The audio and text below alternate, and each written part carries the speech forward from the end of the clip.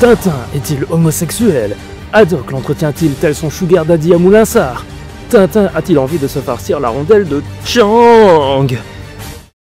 Bon, l'autre jour je me baladais sur YouTube et je tombe sur une miniature qui, tel un papillon attiré par une flamme incandescente, me flasha du regard. Avec un titre tout aussi intriguant dirons-nous. Tintin est-il un personnage LGBT? Forcément, d'office, j'ai décidé de la mettre dans ma playlist de vidéos à React. Sans doute qu'un jour je ferai peut-être des lives où je réagis à certaines de ces vidéos. Mais pour ça, vous savez quoi faire. Likez et partagez cette vidéo, abonnez-vous et activez la cloche. Le goal, les 1K d'abonnés. Bref, petite parenthèse mise à part. Bon, inutile de vous dire que l'on était en plein Pride Month, concept que je n'ai jamais réussi à comprendre d'ailleurs. Qu'est-ce que c'est stupide d'attribuer une fierté à un groupe d'individus relatif à un mois unique. Aussi qu'en général, tout ce qui touche à la sphère LGBT n'a pas forcément bonne presse, et qu'en plus on parle d'éléments de pop culture. Donc, disons que les réserves étaient relativement grandes. Mais bon, peut-être que je me fourvoyais et que le contenu était suffisamment intéressant pour en dégager une réflexion.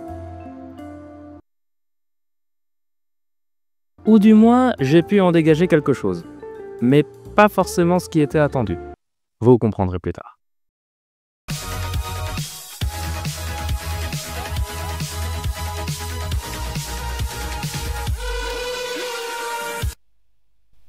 Bienvenue à tous. J'ai une attaque. Oula. 2 secondes. Le temps que je me destonne. Ça commence un peu mal. Certes, j'ironise un peu là-dessus, mais j'avais peur et surtout l'impression que tous les clichés que l'on pouvait reprocher du côté négatif de la sphère LGBT étaient résumés ici encore une fois. Alors, petite mise en contexte de qui est cette personne. Le nom de sa chaîne s'appelle Capitaine Marius, c'est une youtubeuse qui fait du contenu principalement sur la pop culture, où elle donne son avis sur des sujets divers et variés, où elle fait aussi de la revue de chapitres de One Piece, donne son avis sur des trailers de jeux vidéo, de films, etc. Bref, une chaîne somme toute assez classique dirons-nous, d'une personne partageant simplement ses passions et ses réflexions. Qu'on se le dise tout de suite, je n'ai aucun problème personnel avec elle, ou quoi que ce soit. Bon, je trouve que c'est un peu stupide de devoir le signaler, mais on ne sait jamais. Je réagis simplement à titre informatif avec mon humour et ma façon d'être. Car je m'étais dit que ça allait forcément engendrer des réactions négatives.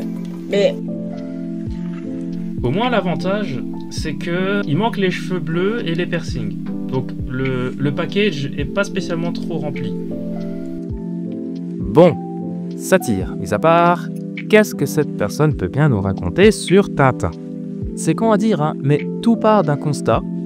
On ne connaît pas explicitement la vie sentimentale de Tintin. Je viens de vous résumer l'entièreté de la vidéo.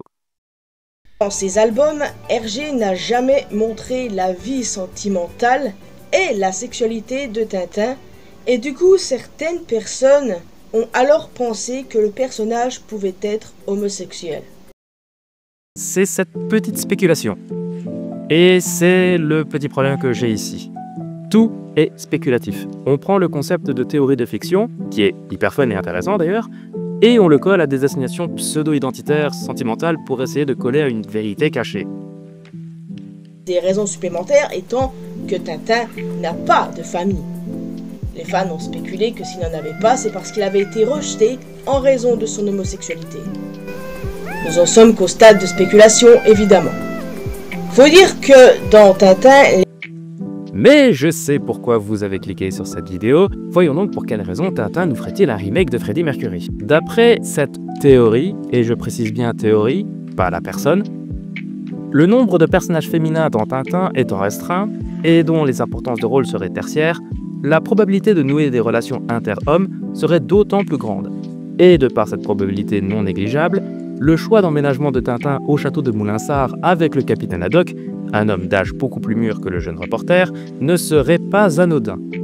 Ajoutez à cela l'évolution du capitaine, passant d'un alcoolique impulsif à un homme beaucoup plus stable et équilibré, signe d'une stabilisation souvent causée par la mise en relation, et vous obtenez l'idée délicieuse que le capitaine Haddock est le sugar daddy de Tintin.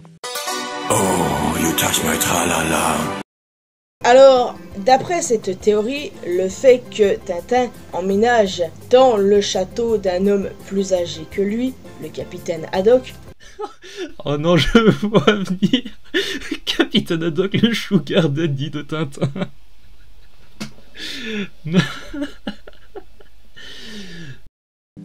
Deuxième argument, Chang. J'ai même pas envie d'élaborer plus que ça. De plus, Tintin n'a presque que des amis masculins, notamment Chang, avec qui il avait une relation plutôt ambiguë selon moi. Mais clairement, être un... Ambigu, enfin, je veux dire... Attends,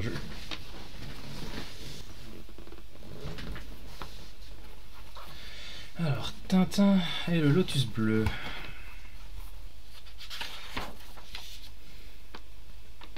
Ouais, voilà. Planche 42-43. Tintin est en train de secourir Chang qui se noie dans une rivière et bah peut-être qu'il lui voue une certaine reconnaissance. Donc et qu'à partir de là, bah ils commencent leurs aventures dans le lotus bleu. C'est peut-être juste pour ça, hein, peut-être parce qu'il l'a sauvé une première fois et que bah, dans le Tintin au Tibet où bah, il est prisonnier de la grotte dans le Yéti, ben il pense à Tintin parce que bah, c'est la personne qui lui a sauvé la vie et avec qui il a noué une amitié forte. Tout simplement. Bon, on va s'arrêter ici pour la théorie parce que vous l'aurez compris, elle est totalement fumeuse, plus avec des arguments du style... D'ailleurs, pour en revenir à Chang, Hergé, interrogé par Bernard Pivot en 1973 au sujet de 73. son album préféré, Tintin au Tibet, et de la relation entre Tintin et Chang, a précisé qu'il s'agissait, je cite, d'une histoire simple, sans méchant, juste une histoire forte d'amitié, voire d'amour. Comment doit-on interpréter ça? Un sentiment très fort entre les deux garçons, enfin voilà, la camaraderie, à la rigueur une bromance si vous voulez, mais ça s'arrête là. Je vous le demande, le mot amour ici est extrêmement important. J'éprouve de l'amour envers mon frère, j'éprouve de l'amour envers ma mère, j'éprouve de l'amour envers mon père. C'est pas pour autant que j'ai envie de les... Voilà. Donc, non. Genre le fait qu'il ait employé ce mot me laisse perplexe. Et quand on voit la relation entre les deux personnages qui pour moi est ambiguë, bah, il y a de quoi se poser des questions. Mais malgré ça, il n'y a jamais rien eu entre les deux. Peut-être parce que Hergé, à l'époque, voulait éviter un scandale, avait peur des représailles. Toujours est-il que dans... Peut-être qu'il en avait juste rien à foutre et qu'il y pensait tout simplement pas. C'est pas vraiment pour la théorie en elle-même que j'ai voulu faire cette vidéo, mais pour un passage en particulier. Tant que tout est dans le respect, je ne vois pas pourquoi on devrait s'offusquer. Au final, les headcanons, les théories, tout ça, ça ne fait de mal à personne alors. Voilà, c'est ça. Tant que ça ne fait de mal à personne.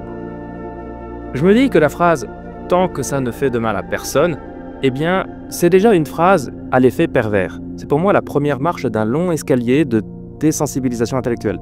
Rien que la phrase en elle-même est floue. Voilà, qu'est-ce qui ne fait de mal à personne? Et qu'est-ce que ça veut dire faire du mal à quelqu'un? Parle-t-on d'atteinte à l'intégrité physique de la personne ou alors de pseudo-conséquences implicites de nos propos? Exemple tout bête. Vous parlez à une personne pour qui vous avez de l'affection, pas uniquement amoureuse, juste une personne de votre entourage, et vous savez qu'elle est en surpoids. Vous vous dites que pour son bien, sa santé, qu'elle devrait faire un régime, du sport, et voir un nutritionniste, etc. Sauf qu'elle s'y refuse en argumentant qu'elle fait ce qu'elle veut de sa vie. Dans cette situation, est-ce que vous prenez l'option d'aller contre la volonté de cette personne en voulant la raisonner et lui faire comprendre que son cheminement n'est pas sain? Ou alors vous décidez de respecter son choix en sachant pertinemment qu'elle va dans un mur? La réalité, c'est que dans l'absolu, tu ne peux pas dire tant que ça ne fait de mal à personne. Parce que toute action entraînera au moins une conséquence négative dans au moins une situation donnée. Le côté négatif peut subvenir d'un facteur environnemental, d'un facteur moral, d'un facteur matérialiste. Les possibilités sont multiples, mais l'existence d'au moins d'une est quasi certifiée. Et au-delà de ça, le simple fait de dire « tant que ça ne fait de mal à personne, je fais ce que je veux », ben pour moi ça témoigne d'une notion que l'on a de plus en plus de mal à retrouver dans la vie, le savoir-vivre. Rien que le fait de faire ce genre de vidéo, ben ça l'illustre. Certes, de prime abord, t'as peut-être l'impression de ne rien faire de mal. Tu partages une théorie, aussi fumeuse soit-elle, en plein point de manche. Ok. Sauf que tu t'attaques à un produit culturel belge, voire francophone, voire international vu à quel point Tintin a du succès dans le monde entier, avec des normes et des codes déjà bien établis. Donc tu vas d'office à minima intriguer et à maxima offusquer. C'est un peu un paradoxe. C'est pour ça que communément, on s'accorde sur certains types de valeurs qui, certes, brident un peu nos libertés, mais nous permettent de garantir une stabilité dans la société. Et tout en autorisant une autre forme de liberté pour les individus. Il y a un équilibre des choses. Parce que si les gens ont le droit d'avoir des opinions, les autres ont aussi le droit d'en avoir qui contredisent les tiennes. Merci beaucoup d'avoir regardé la vidéo jusqu'ici. Si vous l'avez apprécié, comme je l'ai dit plus haut, likez-la et partagez-la, ça m'aiderait beaucoup pour faire grandir la chaîne. Et abonnez-vous et n'hésitez pas à mettre la cloche surtout pour ne manquer aucun autre de mes contenus. Je fais pas uniquement que de la review, je fais d'autres contenus, mais pour savoir, vous pouvez aller voir ma chaîne. Et aussi, n'hésitez pas à me suivre sur mes autres réseaux que je mets en description. Encore une fois, pas sûr que je poste beaucoup de choses, mais au moins, voilà, ça permettra de vous tenir au courant. Sur ce, je vous dis à la prochaine. Prenez soin de vous. Salut. Et n'oubliez pas d'activer la cloche notification, bien sûr. Bye bye.